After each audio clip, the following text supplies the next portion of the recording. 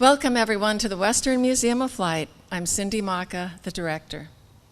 We have today an aviator who has distinguished himself with the receipt of the Distinguished Flying Cross and many other prestigious awards, but also proved his mettle as a pilot in the cockpit and with equal facility, flying drones remotely from a console.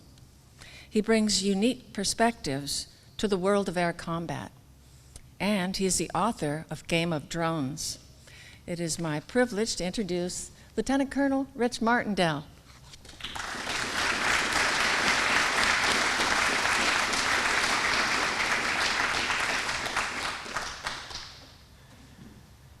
Well, thank you very much for taking time out of your day to be here. I really appreciate it, and I'm going to have a good time telling you about Game of Drones and flying the MQ-9.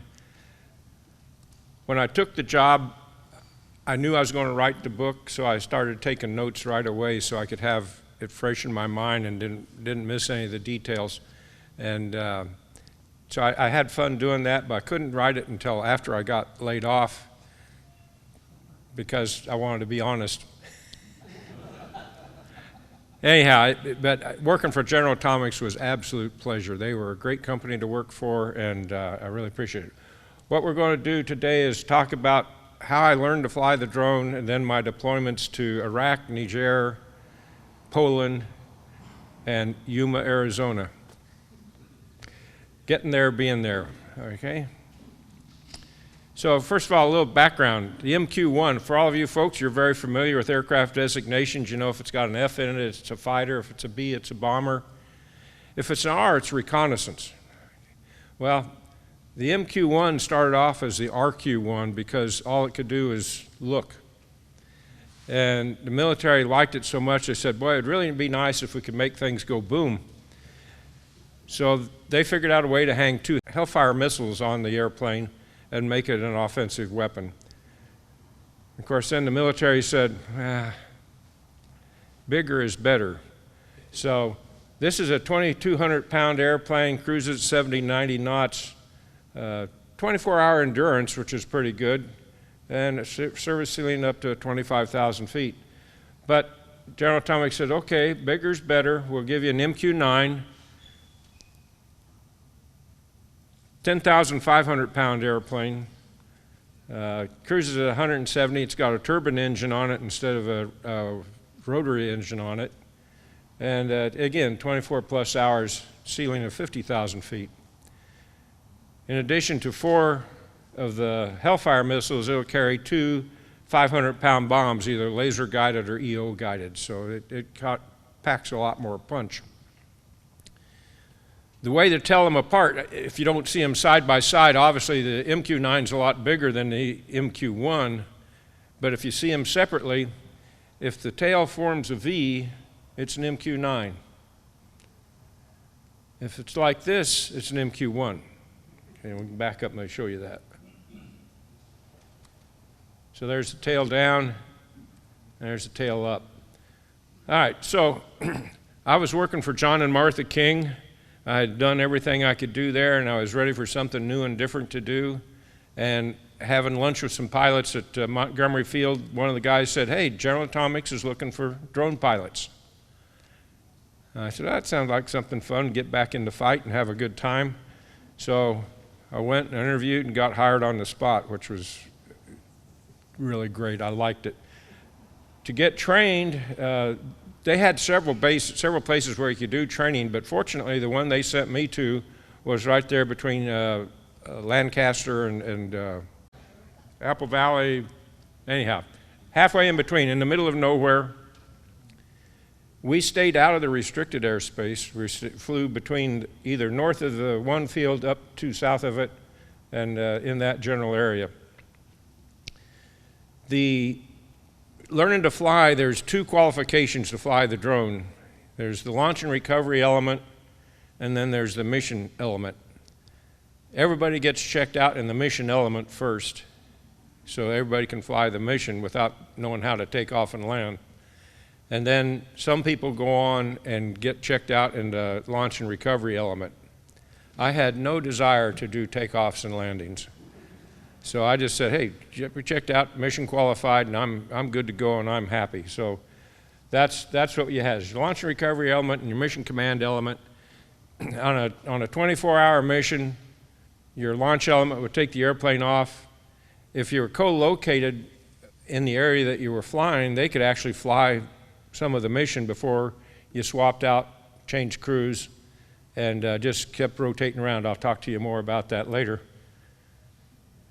But then the mission element would fly it, and then when it's time to land, you'd hand it back off to a launch and recovery element, and they'd get it on the ground.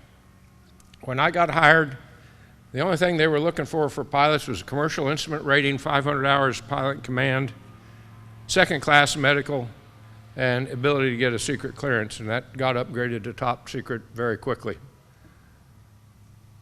For the sensors, they wanted either previous experience in the military flying drones as a sensor operator, or a technical school like University of North Dakota, Embry-Riddle. They all have programs that have drone programs. Same thing, if you're a crew member, you have to have a second class medical, and obviously if you're in a secret business, you got to have a secret clearance. This is what the office looks like. Pilot on the left, sensor operator on the right. The two consoles are exactly identical, but the software is different in each one of them. So the pilot's got one set of software and the sensor's got another set. But if the pilot's console fails, you can punch a button and the other console becomes the pilot's console. So that's the way it works. The sensor is getting to and from, taking off. They're basically a co-pilot. They're reading the checklist, they're keeping you straight, and you're having them work with you to just get where you're going. Once you get in the area, they're really the driver as far as what I have to do with the airplane to position it so they can see whatever it is we've been tasked to look at. And we'll talk about that here in a second. If you look, the two screens directly in front, the lower screen for the pilot is the nose camera. And that's either a day TV or an IR camera. You can switch back and forth between the two, day and night. Up on top is the moving map display. For the sensor, his lower screen is where the ball is looking. Okay, so the ball's got the same thing. It's got a day TV and an IR camera in it. And he can position that to wherever he's been told to do it, if I get the airplane in the right position so he can do that. Over on the left of the pilot there, most of our communications were done over the computer in a chat room, a classified chat room. And you can look at it, think of a chat room as a radio frequency. So I would be monitoring 4, 5, or 6 chat rooms at a time. I'd have what we call our targeting coordinator, and he or she would tell us where to go and what we needed to look at. I'd have a fire control coordinator that could tell me where the bombs are going and where the artillery is going so I didn't get hit. I'd be talking to could be talking to air traffic control, civilian air traffic control on the computer. And then if I needed to, I could talk to civilian air traffic control on the radio. The radios in this thing were just absolutely incredible. It could do aircraft VHF, aircraft UHF, surface to ship, ship to surface, ship to ship, Army FM. All you had to do is dial in the frequency you wanted, and you could talk to folks on the ground right underneath you. One of our other chat rooms was a dedicated weatherman, and I could talk to that person and get weather anytime I needed to, and I'll show you it was necessary to do that often.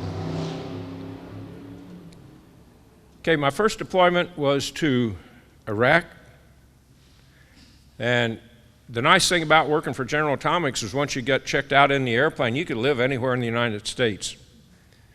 And then they would send you an email and say, you're going to deploy next month to Iraq. Where do you want to leave from? And I want to leave from San Diego, that's where I live. They get me a commercial ticket. I went from San Diego to London overnight, get into London in the morning, change planes, and then fly to Vienna. spend the night in Vienna, and then take Austrian Airlines. Austrian Airlines were the only people flying into Iraq at the time, commercially, into Erbil on the northern area, then take a charter airplane from the military from Erbil to Al-Assad. Al-Assad's kind of right there in the middle of Iraq, halfway between Baghdad and Damascus. And our area of operations was all of Iraq and most of Syria. And if we went too far west in Syria, not only did I have to coordinate airspace with my military controller, he or she had to coordinate airspace with the Russians. So it was an interesting time. Our job in Iraq was to either surveil and look at targets. My video feed went live to a person we call a screener that could be anywhere in the world. Most usually it was in either Germany or Baghdad, but one time it was here in Florida. The screener is a military person. He or she can look at the target, determine whether or not it's safe to strike that target, and authorize the strike. As a civilian contract pilot, Geneva Convention prohibits me from having anything to do with the targeting sequence. I can't drop weapons, I can't say where to go with weapons, I just have to fly the drone, my sensor points it and looks at it. So we'll surveil the target, make sure it's good to hit. They would tell us who's coming in to strike it, where they're coming in from, so we could stay out of his or her way. Hit the bomb, drop the bomb, we'd watch the bomb hit, get the post-strike damage assessment, and then move on to another target. Or we could surveil a known command post for the ISIS people and watch people come and go, and if they saw somebody they hadn't seen before come, then they would ask us to follow that person when he or she, usually he, left, and see where they went to see if they could find another node of operations. So, I mean, it was a really, really good thing. The whole thing is called Operation Inherent Resolve. There's over 60 countries involved in Operation Inherent Resolve, and a lot of them were on Al-Assad. We had French, Belgians, Norwegians, Lithuanians, Marines. Yeah, they're foreign. He didn't get it. Okay. Anyhow, it was a big operation. The base, that took that from the charter airplane, which is Beech 1900 going into Al-Assad. Basically, you can see the runway running across the screen, and to the north of it is the base, and then the dark strip up above there is the Euphrates River. If you look at it from a satellite point of view, we only used the inside runway, but that was a 2-mile long runway, so you can see how big the base was. When you get there, your boss meets you, picks you up at the airplane, takes you to the billeting office, and you gotta have a sign on it because they all look alike with all the T-walls on them. You go find your block, and there's blocks like that, there's like multiple blocks this size that have about 30 trailers in them.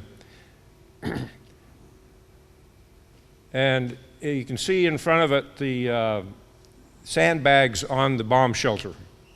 So that's, if you get an air raid warning, everybody piles out of the block there and goes into the bomb shelter to be protected. We never had a rocket attack while I was there. I just felt perfectly safe.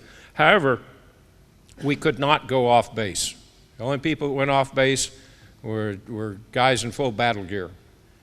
To the right there, the 2 white buildings, we'll talk about those in a minute, those are the latrines and showers. But when you go inside the wall, you got about 30 trailers. Each trailer has 3 rooms in it. You got to make sure you're sober so you can find your room. Good news is it's a Muslim country, so you couldn't get drunk anyhow. Inside the room, 2 people to a room, and we'll talk about it in a minute, but we worked 12 on, 12 off, 7 days a week while we were there for 3 months. So my roommate was on the other shift. So I had the room to myself when I was off. He had the room to himself when I was working. And that worked out very nicely. That's my side. I didn't take a picture of his side, but I mean, he was a disaster. But that worked out all right. So you go inside the latrine. That's the shower on the left there. Yeah, on the left. You got about enough room to do this, get wet. The latrines there on the lower right, they are smaller than any aircraft lavatory I've ever been in. Your knees are in your face, and you close the door, and they hit your knees. It was tight, but it worked. There's 3 trailers there on the top right picture. The men's shower, the men's latrine, and the women's combination latrine and shower. And it had a cipher lock on it, and only the girls knew the numbers to get in there. Okay. Transient quarters, on the other hand, were a little bit less formal. That's the transient tent. Again, surrounded by T-walls. There were some amenities there. Green Bean is the military equivalent of Starbucks. And it was nice. It was a nice little place to have a break, and you can see they had a Starbucks typical menu. This was the base exchange, which is basically a 7-Eleven on steroids.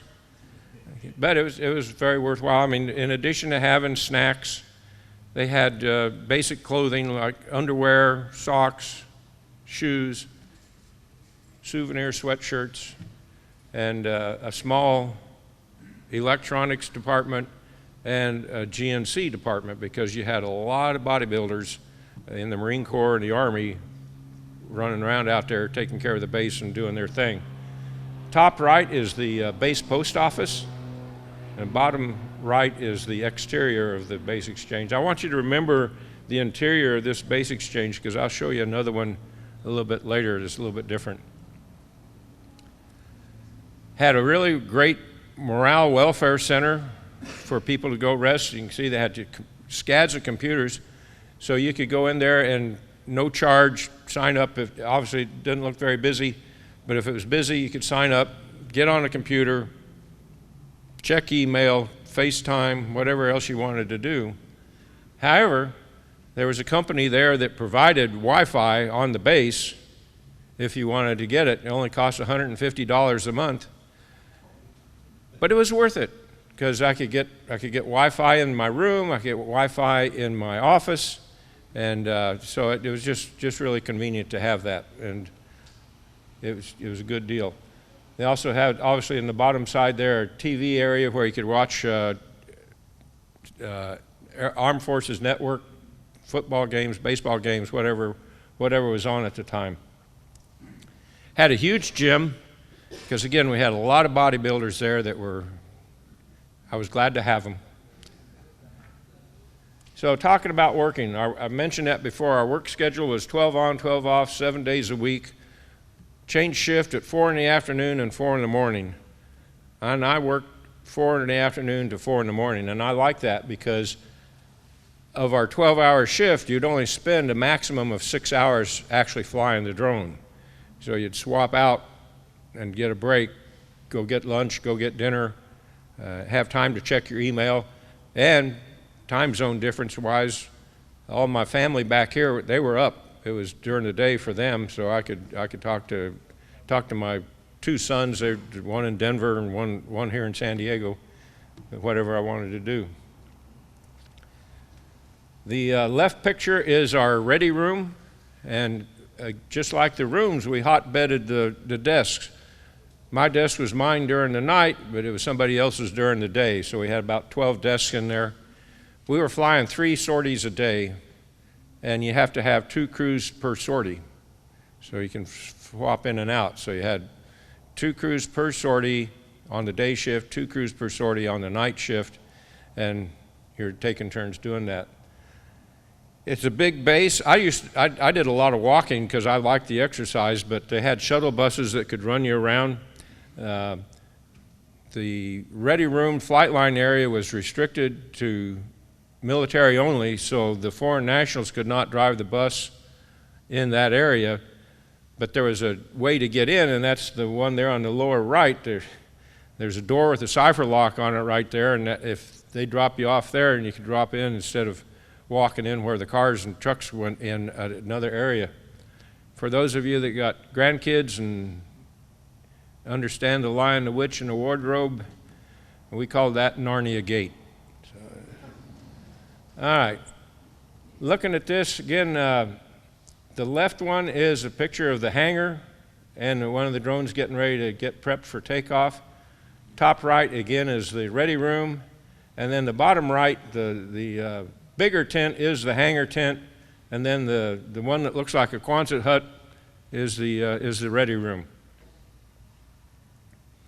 Another one getting ready to launch. So the interesting thing about watching all this stuff go on, all the strikes that I saw, every bomb hit the target it was supposed to hit. There were just no misses, which was really, really incredible compared to what we did in Vietnam when we bombed a lot of trees and had no idea what was there. So that was that one. Then I came home. I was expecting to go back to Al-Assad after a 3-month break, but things are always changing in the military. So I left a box of clothing and bedding and whatever else I needed to next time I was going to be there, so I didn't have to haul it. I had 2 70-pound bags when I deployed, but I left 70 pounds there. I get the phone call. I said, well, your next deployment's going to be Africa. Fortunately, I was smart enough. I left a $100 bill in the box there in Al-Assad. So I emailed one of the guys and I said, please take my box to the post office and mail it back to me, which they did. So next time, like I said, we went to Africa. Again, taken off out of San Diego, flew up to Los Angeles, then from Los Angeles to Paris, spent the night in Paris, Air France from Paris to Niamey, which is the capital of Niger, which happens to be where we flew the drones out of as well. I'll show you that in a second. So you can see the little blue dot in the top right, that's where Niamey is. And then the lower right, you can see the town itself with the blue dot, and then down and off to the right of it is the international airport. Single runway, no parallel taxiway, commercial operations on the south side, military operations on the north side. In addition to our drones, the French had drones there, the French had Mirage 2000s, and they had a tanker. So it was a busy place. But what was incredible is the tower controllers had no trouble mixing manned and unmanned aircraft. They just handled it very well, and it was just, I wonder about the FAA and why they can't get their hands on it, but there you go. All right, well, the quarters were a little bit different. That's my tent.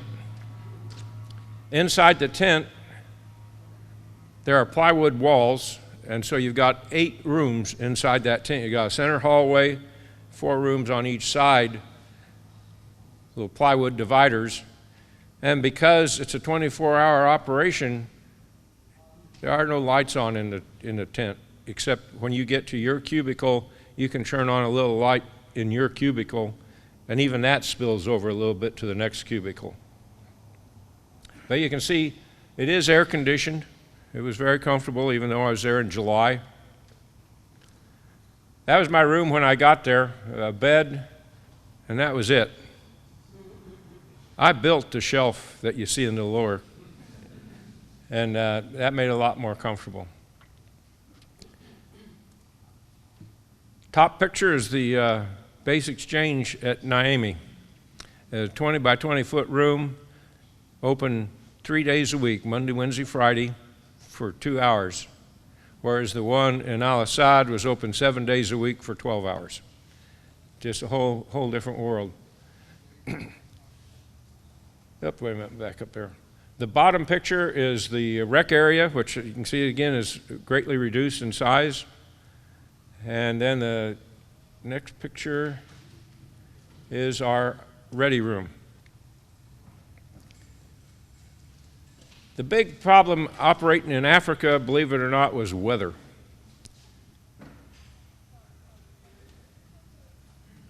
The weather storms go east to west instead of west to east like we're used to.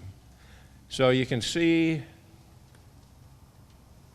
you can't see it, but I had, Naomi is there to the west of that massive thunderstorm. The bottom picture is the haboob coming through before the thunderstorm. If we were over in western Mali, we were 1,000 miles from home. We were 6 hours from home. We had to stay on top of the weather because if the weather came in, we could not divert. You had to land where you take off because that's where the control van is to do the takeoff and landings. So not only did you have to worry about the weather at the base, you had to worry about the weather in the target area, and then you had to worry about getting cut off between the base and the target area. So we were on the chat room constantly with the weatherman when we had weather like that. The good news was, well, let me tell you about the mission first. Our mission there was looking for training sites, ISIS training sites, Boko Haram safe houses, kidnapped victims.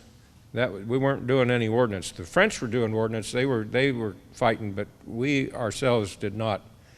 And that was what we were doing there. But the good news was we could get off base. Niamey is the capital of Niger, so we could go into town for dinner when we weren't flying if we had a time off. We got to have some fun with local activities, and but it was a much more pleasant experience for the operational environment, although the living quarters were a little bit less. In Al-Assad, all the services were provided by a contractor. So the contractor ran the mess hall, the contractor ran the housing, contractor ran rental cars, contractor ran everything. In Niamey, it was an Air Force, so you had an Air Force mess hall, which they now call a DFAC, because you can't say mess hall anymore. DFAC stands for dining facility. So, and although the food was okay, it was nice to get off base to a real restaurant. We had the top one is a French restaurant we like to go to. The bottom one was just kind of a general run, but there was also a nice Italian restaurant that we liked and a nice Indian restaurant that we liked, so we could get there. Every now and then something would be happening in town and we'd be confined to base. The only restaurant that would deliver was the Indian restaurant, and they'd bring food out to us. That was that deployment. Next deployment was to Poland. And I was really looking forward to this one because having sat nuke alert in Germany during the Cold War, Poland used to be the bad guys.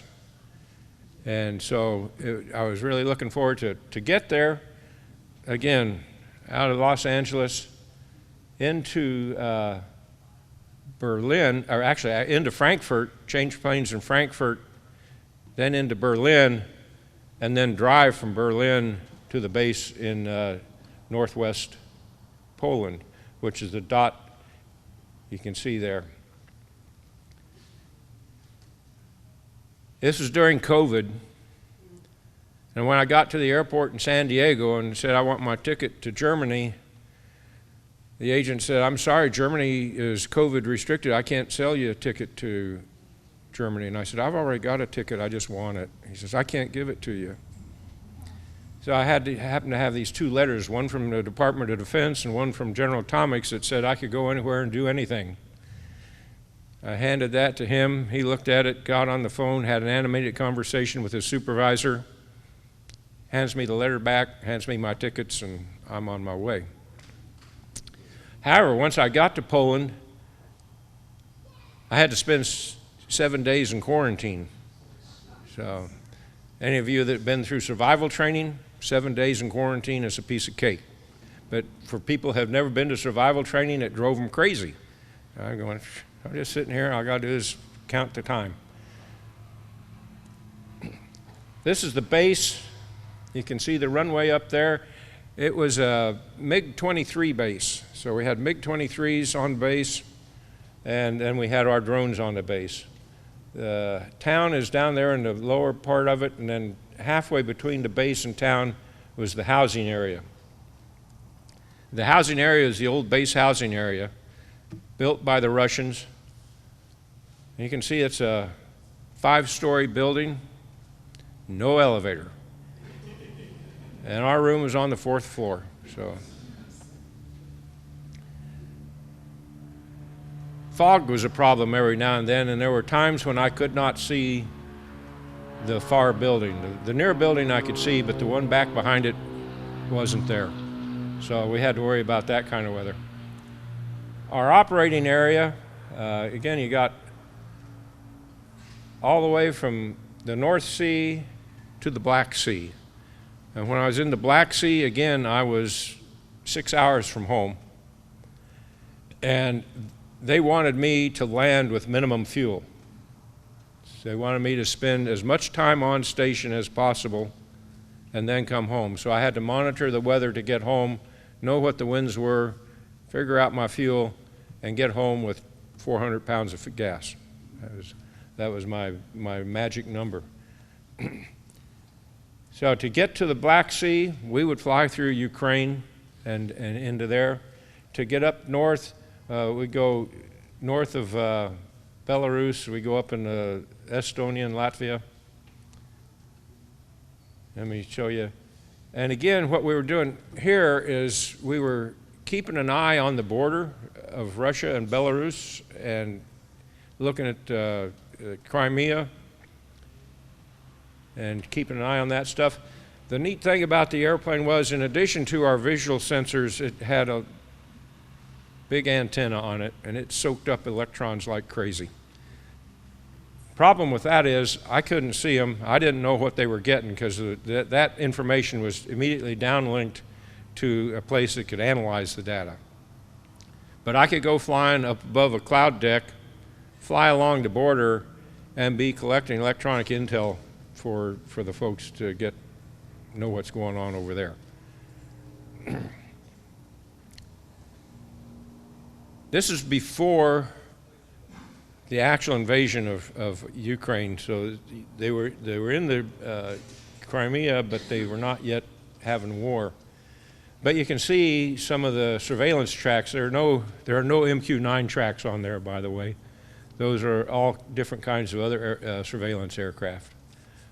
But again, we get off base. There were some great restaurants when they let us off base. Every now and then we would get confined to base because of COVID. We weren't really confined to base, but you couldn't go anywhere because all the restaurants were closed. And or you could go and you could get takeout and then but you couldn't dine in. But again, 12 on, 12 off, 7 days a week. Next deployment was to Yuma, but this is where I was flying. This is the Middle East. It got the Gulf of Oman, the Persian Gulf, and we would fly all around both of those looking at Iran and get challenged every now and then by the Iranian air defense. We're monitoring guard like everybody else, and they'd come up on guard and they'd say, "Unidentified aircraft, so-and-so, so-and-so, squawking, umpty-ump, umpty-ump. Identify yourself. I'm a coalition aircraft on military mission in international airspace. Go away." And that was it. So, but we would fly the whole coast from the upper left-hand corner there all the way through the Strait of Hormuz to the border with Pakistan. And the thing here that's interesting is obviously and to go about back up, when we're flying in Poland, all my air traffic control is with civilian controllers. I was on the radio just like any other airplane. I could hear them calling out me to other aircraft as traffic. Again, no problem. We're on an international flight plan. We had a good time. Taking off, our launch and recovery element obviously was somewhere there on the western side of the water. They'd take off, and 5 minutes after they get the airplane airborne, hand it off to us on the satellite. We'd fly it for 18 hours, come back, and hand it back to them. Our departure out of the base was an instrument departure, just like any other commercial airliner would fly, until we got 12 miles offshore, and we canceled, go VFR, run around the water as much as we wanted to, and come back, pick up a clearance, and do an IFR recovery back into the base. I would fly most of the recovery. The recovery crew wouldn't take over the airplane until I was within about 5 miles of the landing base. But gotta say, being in Yuma was the easiest deployment I had. They gave me a rental car in San Diego and said go, and I just drove over to Yuma, and then obviously had all the amenities of home. But again, 12 on, 12 off, 7 days a week. We were working with the Marines there, and I have to say they were the best people I ever worked with. They were at the time, it was our airplane that the Marine Corps was leasing. The Marine Corps is in the process of buying their own aircraft. So these guys were real interested in learning everything they could, and they were just soaking up information like a sponge. And we would fly mixed crew, so if they wanted to have a Marine sensor in the airplane or in the cockpit, then we'd had to have a General Atomics pilot. If they wanted to have a Marine pilot in the airplane, we had to have a General Atomics sensor, because again, it's our airplane. And when it was a Marine pilot flying it, if I was on duty, I stayed in the van and I kind of over the shoulder with them to make sure everything was going all right. So, but again, it was just fine. So let me talk a little bit about those of us that flew manned aircraft. We look at drones and we go, it is an amazing airplane. The software, the flight controls, obviously it's flying on an autopilot all the time. It's just a matter of how you're telling the autopilot what to do. And there's 3 ways to tell the autopilot what to do. I got a control stick, throttle, rudders. I can just sit there and fly it just like an airplane. And I've got a HUD that gives me an attitude indicator, airspeed indicator, all that kind of stuff, and I'm having a good time. That is used primarily for takeoff and landing. As soon as I got the airplane on the departure out of here, I'd put it on the autopilot where I could set a heading, an altitude, and airspeed, and I just watch it go. Okay? And if I wanted to change any of it, I just typed it in, and you go over there and do it. And it was smart enough to know not to stall. It would not let you stall it, because it had software built into it that would limit the angle of bank if it was too slow. It just, again, the engineering's incredible. And then the third way to do it is you could pre-program a flight. You could put in a bunch of turn points. You could have a different airspeed and different altitude between each turn point, program it all in, hit go, and again, you just sit back and watch it. And that was easy. Good thing to do. So with all of that, we've heard things about PTSD for drone operators, and we're going, what? Well, again, let's go back to Iraq. You're sitting there, you're blowing stuff up, you're killing people. And unlike Southeast Asia, where we drop bombs and, well, I dropped a bomb, you would watch the target for maybe 2 or 3 weeks before you killed him. You got to know that target. You got to know his family, okay, and then you watch him blow up. Next, everything you do and say is recorded. All your video is recorded, all your audio is recorded, all your chat room stuff is recorded. If you screw up, there's no hiding. Just plain and simple. You're going to say, yep, you misprogrammed that target. Okay. And then another issue that a friend of mine who was a commander at Creech for the drone wing up there, he said it's really weird getting up in the morning, having breakfast with mom and the kids, driving into the base, jumping in the box, and you're in combat. And you're killing people. And you drive home, and you can't talk about it because it's all classified. It was interesting. Our facility was a secret facility. The box that we were in was qualified for secret activity. But the targeting people that I was talking to were in a top secret facility. Okay, so a lot of times they'd tell me, go look at this target, and they wouldn't tell me why, because that was top secret sources. And they couldn't share that with me because I was only in a secret facility. So you got all these kind of pressures going on. And I, again, mentioned in my book, had one person, he was a commander of a drone unit. One of his guys had a friendly fire accident, and they had to put him on suicide watch. So while we make fun of them, it is a very serious business, and the military does very well at us civilian guys. Yeah, we had pressure, again, 7 days, 12 on, 12 off, 7 days a week for 3 months, but then we came home and took a break. Active duty guys, they got the same 24-hour, 7-day-a-week commitment on an 8-hour schedule. So you work the day shift for a while, and then it'd be equally fair to everybody, or equally unfair, however you want to look at it. After a while, you'd transfer to the night shift. Then after a while, you transfer to the swing shift. And then after a while, you're back on the day shift. So you're racking your body clock like crazy. So it's an interesting job, and that's one of the reasons I wrote the book, is I just wanted to shed some light on an area that a lot of people don't know about, and give some insight to it. I'll open it up for questions, and I'll be available if Cindy gets the hook and pulls me off. I'll be available for individual questions on the side over there. But anything you got, I'd be happy to answer.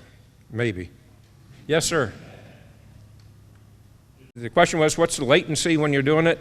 And it's about 2 seconds. So I can't tell it because I put the control stick in and I watch the airplane move. But it was such that if you're on satellite, at the time that I was flying them, you couldn't land because there's too much lag, and you'd hit the ground before you flared and all that.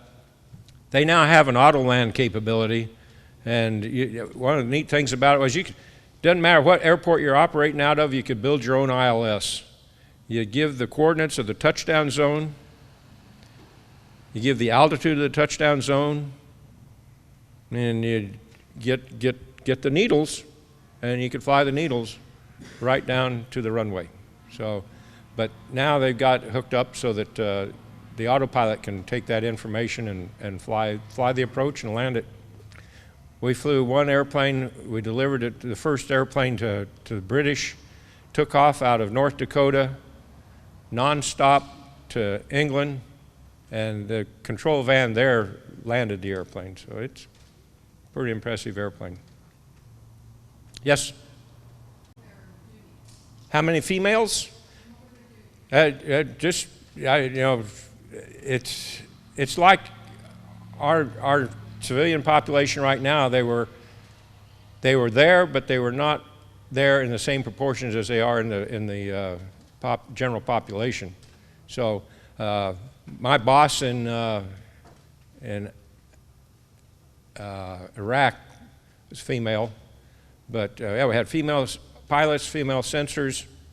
It's totally integrated as far as that's concerned. There's no reason that there shouldn't be anybody that wants to fly in it. Yes, sir. The question is, what electronic capability did we have? All we had was we could soak up electrons. We didn't have any ability to throw stuff out and counter jam. and we didn't have any flares. So, I mean, we had we were totally helpless. Although we didn't say that all the time. Like when I get challenged, I'd say, you know, I will use any means possible to defend myself. It was one of my responses to the Iranians. I get them mixed up, but I know where I was. Any other? Yes, sir. Why was it necessary to deploy? The question is, why was it necessary to deploy? I get the feeling the bean counters had something to do with that. Because if I was deployed, I was dedicated to that activity, whereas if I was not deployed, they didn't have complete control over me. That's the only thing I can think of. It kept the contract neat. Although when I went to Yuma, it worked out perfectly fine. And a good many of the drones in Iran and Iraq were being flown from Nellis for the military drones, but we were co-located on the field, and I don't know. Yes, sir. Did probably more for the takeoff and landing issue? Same issues any airplane would have. I mean, if you had a bird strike, you had a bird strike. The takeoff and landing phase is done on a C-band frequency, so it's line of sight, good out to about 100 miles. So, but again, basically they had the satellite link already connected before they ever took off. You take off, and then you just turn off the C-band, and you start flying it on the satellite. So one of the reasons I didn't want to do takeoff and landing is it's kind of a squirrely airplane to land, for one thing. And the other reason is in order to maintain currency, you know, you have to get so many landings and all that. As a mission pilot, I didn't have to worry about that. All I had to do was fly every 45 days or less, and I was current. And if I went more than 45 days, which I did between deployments, they would have to send me to either Gray Butte up there by Lancaster or to North Dakota, get in a chair for half an hour, and now I'm requalified. So that's much easier to maintain currency. Yes, sir. How often did you lose satellite connection? I could probably count that on one hand. And what we have is we have what we call a lost link procedure. If you lose satellite, you had a backup program in the airplane, and it would immediately start flying that backup program, and we would generally have it set up an orbit in the target area while we tried to regain satellite. And after about 30 minutes worth of time, it would then start flying a recovery back to the base where they could pick it up with the C-band. So if somebody tried to jam your signal, I never had any problems with jamming, so I don't know if they've developed that or not. Okay, thank you very much. I appreciate your time.